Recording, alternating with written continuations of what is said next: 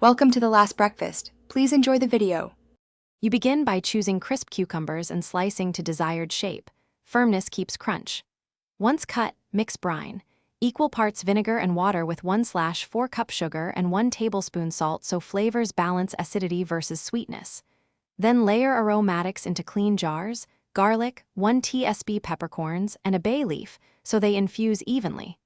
Make sure to pack cucumbers snugly. This maximizes contact with brine. Seal jars ready for the next step immediately to avoid oxidation.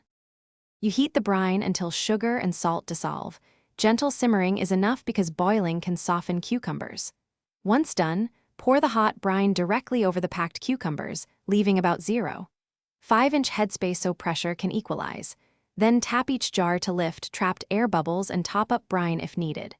Wipe the rims clean and seal tightly. This prevents leaks and improves shelf life. Let jars cool at room temperature before refrigeration or processing in a water bath. You finish by deciding storage. Refrigerate quick pickles and wait 24 to 48 hours for full flavor development, or process jars in a 10 to 15-minute water bath for shelf stability. Once cooled, store in a cool, dark place. Label with date. If something goes wrong, cloudy brine, loss of crunch, or off smells, check troubleshooting. Confirm correct vinegar-to-water ratio, adequate salt, and proper processing time, and discard any jar with an unpleasant odor or bulging lid for safety.